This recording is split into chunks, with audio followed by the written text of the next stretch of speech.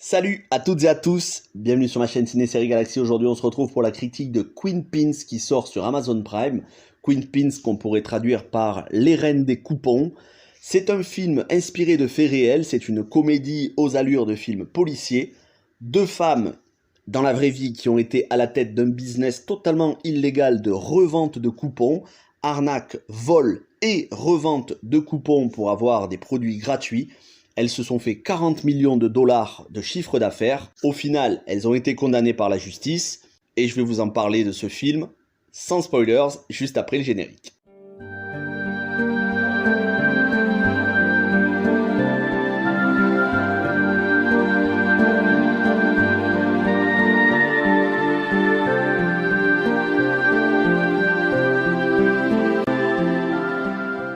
Alors, il faut commencer déjà par le casting. Je ne vais pas passer en revue le réalisateur, scénariste, ça vous dira pas grand-chose, et de toute façon, moi-même, je ne les connais pas, mais c'est surtout Kristen Bell.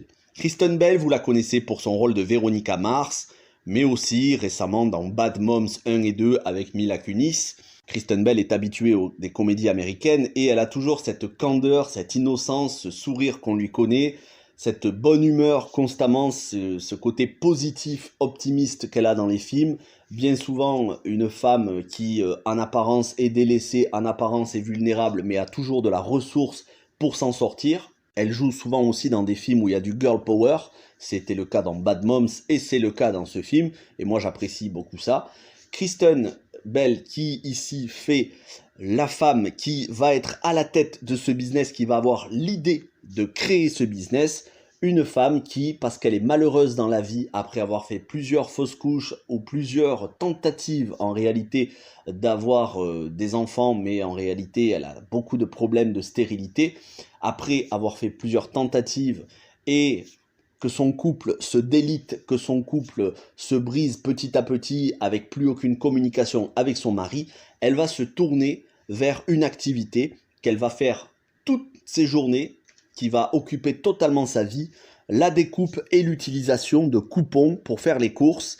Et ça, c'est un phénomène réel qui existe. J'avais vu un reportage, et ça existe aussi en France, des gens, que ce soit des femmes, des hommes, qui passent leur temps à essayer de dénicher dans les journaux, dans les magazines, parfois dans les poubelles, le moindre coupon pour avoir quelques centimes de réduction. Et quand ils arrivent à la caisse, s'ils ont par exemple 150 ou 200 euros ou dollars d'addition de facture, eh bien ils vont vous sortir des dizaines, voire des centaines de coupons, 10 centimes après 10 centimes pour pouvoir descendre au maximum la facture.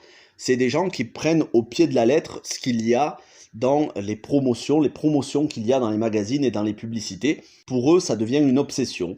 Et ça traduit un mal-être, bien évidemment, parce que bon, quand vous sortez des coupons pour avoir des réductions, c'est tout à fait normal, mais quand vous sortez des coupons, que ça prend 1 heure pour gagner quelques centimes sur chaque produit, uniquement pour dire « je peux le faire, donc je le fais », à un moment donné, ça devient obsessionnel, ça devient un problème psychologique. Et donc, Kristen Bell, à un moment donné, elle va basculer de femme au foyer qui s'ennuie parce qu'elle est délaissée par son mari, à femme qui va se prendre en main, qui va faire un business illégal et qui va lui rapporter énormément d'argent, qui va entraîner sa meilleure amie dans le coup. Mais voilà, il va y avoir deux agents, un agent du service des fraudes des coupons pour les grandes surfaces, pour les multinationales de l'alimentaire, en gros pour les grandes et moyennes surfaces aux États-Unis, vous savez, ces centres commerciaux avec ces enseignes comme Walmart et d'autres, et un agent des services postaux, puisque elles vont envoyer des lettres à leurs clientes et malheureusement pour elles, c'est une des choses qui va faire que les enquêteurs vont arriver à retracer leur parcours et vont les suivre et vont s'intéresser de très près jusqu'à les découvrir. Donc on va avoir ces deux agents, de notre côté, qui vont les fliquer, mais un de ces deux agents, chez lui ça va devenir obsessionnel, c'est Paul Walter Hauser que vous avez vu dans le cas Richard Jewell de Clint Eastwood, et l'autre agent qui est beaucoup plus détaché, beaucoup plus sage, beaucoup plus philosophe, c'est Vince Vaughn qui fait l'agent du service des postes armés, contrairement à Paul Walter Hauser qui est juste un citoyen lambda. Donc le duo Paul Walter Hauser et Vince Vaughn vont se lancer sur les traces de Kristen Bell et de l'autre actrice dont j'ignore le nom, et que j'ai plutôt apprécié. À noter la présence de Bébé Rexha, la chanteuse, qui ici fait une hackeuse très talentueuse qui va aider nos deux héroïnes entre guillemets, hein, parce que bon, je sais pas si on peut dire que ce sont des héros alors qu'elles ont quand même fait quelque chose de totalement illégal, mais bref, nos deux protagonistes féminines principales, et donc elles vont être aidées par cette hackeuse de génie jouée par la chanteuse Bébé Rexha. C'est plutôt sympa d'avoir fait cette apparition dans la série, dans le film plutôt, et ça apporte un petit plus. Quoi qu'il en soit, voilà les points positifs. L'interprétation de la part de Kristen Bell qui porte le film sur ses épaules, elle est charismatique, elle est de quasiment toutes les scènes. Il y a des scènes où on va avoir une vraie tension avec elle, où elle va avoir peur d'être découverte, où elle va jouer sur le fil du rasoir en se frottant à des gens qui sont pas forcément très commodes, mais côté de ça, elle va avoir des scènes où des situations tellement, mais tellement hallucinantes, tellement délirantes, on se dit ça peut pas arriver dans la réalité, et pourtant oui, que ça en devient hilarant.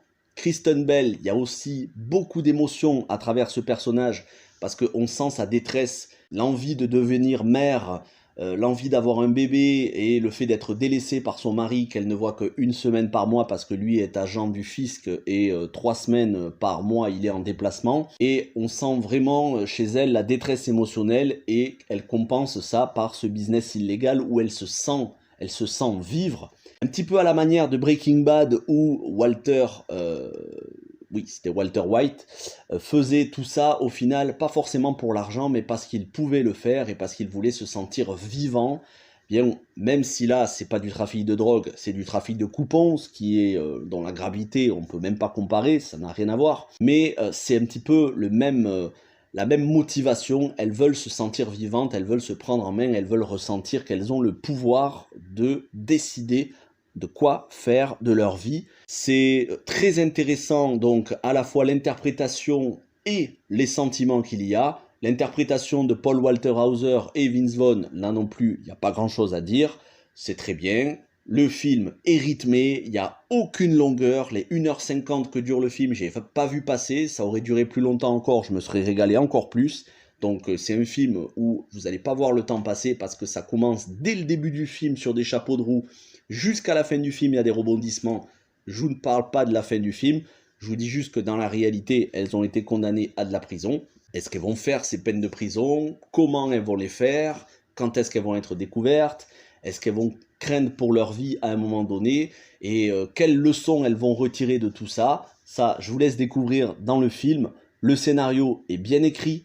On alterne entre des passages attendrissants, dramatiques et beaucoup d'humour. Franchement, c'est un film que je vous recommande. C'est une réflexion aussi sur la société de consommation, sur le fait que pour les grosses entreprises multinationales, capitalistes, 40 millions, certes, acquis de manière illégale, donc encore une fois, on n'excuse pas, et c'est pour ça qu'il fallait qu'elles soient condamnées à des peines de prison, mais 40 millions pour ces grosses entreprises, ça représente une cacahuète, c'est juste un pourboire, et d'ailleurs, eux-mêmes le disent, c'est un pourboire pour ces entreprises-là, ça n'est vraiment rien, c'est juste pour le fait de se sentir arnaqué, voilà, on ne peut pas laisser passer ça, mais ça dit aussi quelque chose sur les gens dans notre société qui aujourd'hui sont exploités, à qui on fait payer des sommes astronomiques pour des produits qui au final ne coûtent pas très cher, des produits dont on s'aperçoit qu'en fait, si on en fait la simple demande, on peut être remboursé, donc vous voyez, il y a un business monstrueux qui est fait sur le dos des gens, et les gens, parfois, ils ont envie de récupérer une petite part du gâteau, ils ont envie d'arrêter d'être pris à la gorge par des factures, par des crédits. Et malheureusement, on ne peut pas le faire de manière illégale parce que ça sert à rien de combattre le système de manière illégale. Déjà parce que ça retombe à chaque fois sur les personnes qui le font.